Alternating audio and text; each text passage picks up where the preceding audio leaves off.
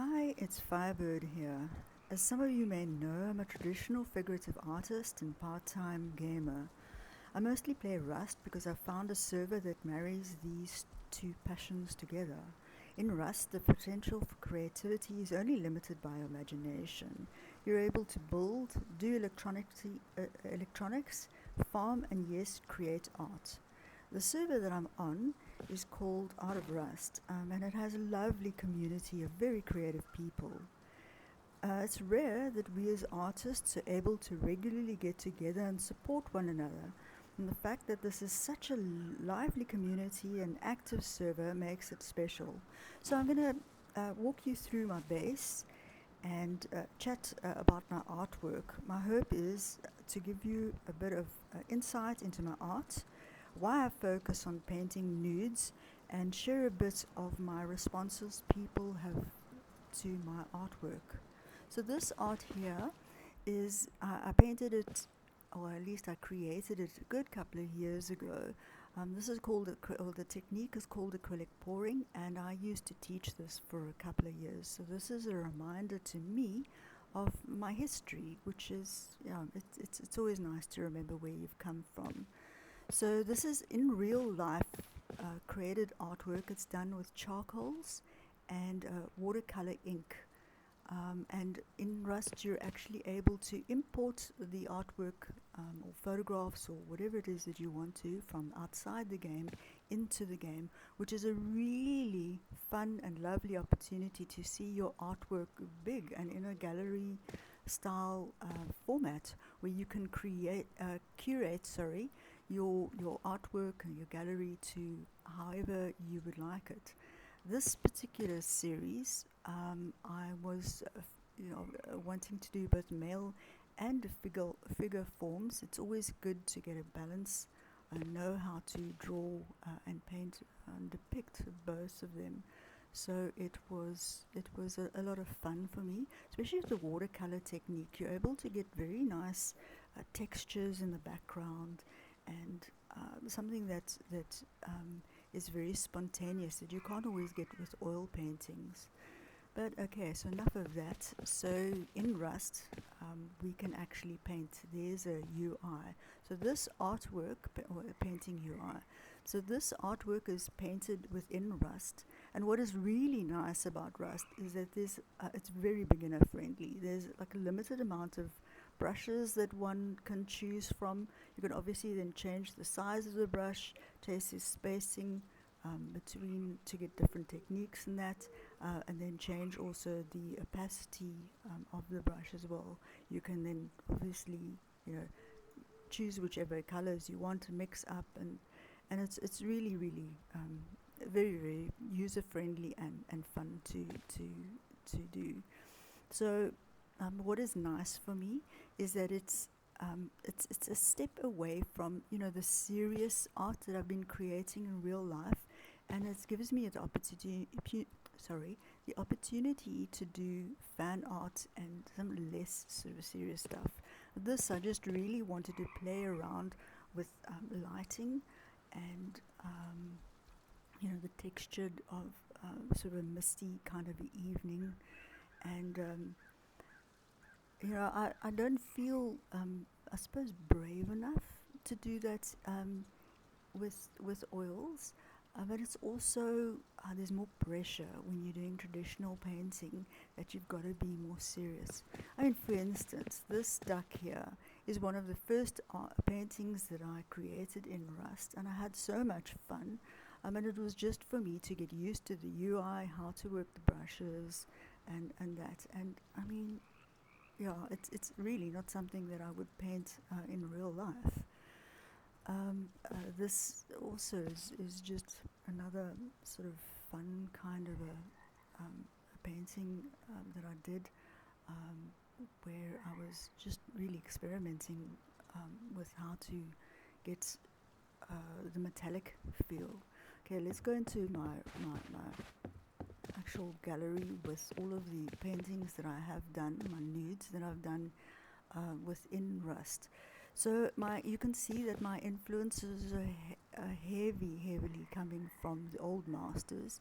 That's how I learned to achieve believable and authentic skin, and um, uh, it very much influenced me going forward, and even within digital painting itself, that style process really heavily influenced me.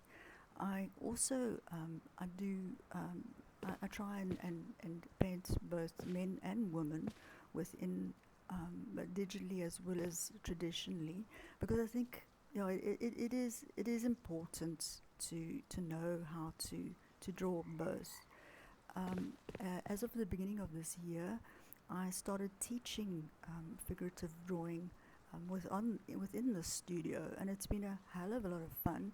It's also challenged me as well to learn skills on how to have empathy with people that are not new, they've never drawn people before, that are not new, uh, are new to painting, and so a lot of my artwork here is academic studies, in which I'm actually sort of rehashing in my own mind the process of how to draw people, so that I can sort of deconstruct it to be able to teach my students, as well as giving myself, like this one on the gentleman on the right hand side is more of a challenging pose, giving me personal challenges so that I'm able to empathize with the difficulties of learning anatomy, um, and in so doing so, gain tools in order to better help my students overcome their own fears, reservations, the problems that they're having, and that sort of a thing. These artworks are actually not created in Rust. The two large ones are painted in Photoshop, and then the two middle ones are oil paintings. And so, yes, it's the versatility and flexibility that you can do. You can achieve, really, you can paint whatever you want to in Rust, and that's the amazing thing.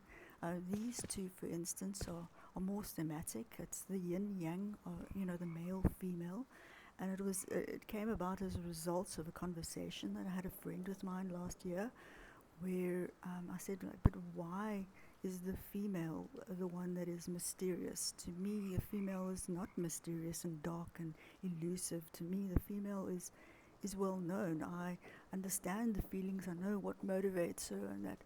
Whereas to me, the male is the mystery. Why the aggression? Why the fighting? Why the war? Why the all of those sort of, for me, negative sort of stuff. But obviously, for a male, you would understand why there is this internal and external war that is going on. I also get the opportunity to paint portraits, and I think next wipe I'll probably land up painting some more portraits. I've been recently practicing a lot of skin tones, so this is still a work in progress, and I've been able to be a lot more experimental. Like this one here, I've been a lot more experimental with the use of color, and I really want to push that, so that just be more fresh. One tends to stagnate in a certain style, and I certainly don't.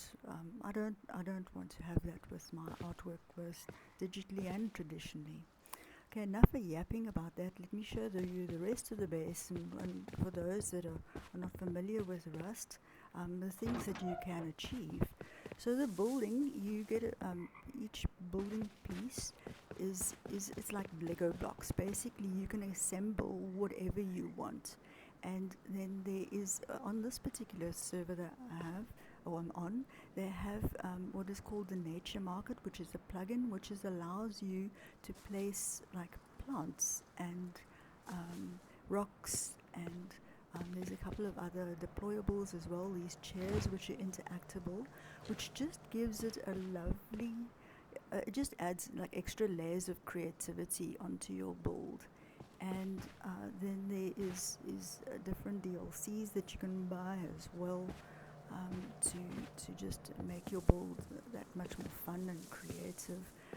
The theme that I made this build, this wipe, was Eco Asia. So it's like the whole overgrownness of nature within an Asian or East Asian build. And I had a lot of fun building this. Anyway, that's my build. This is what's happening in Rust. This is the fun that you can achieve, and I hope to see you guys next wipe, and I'm looking forward to a lot more creativity. Cheers now. Bye.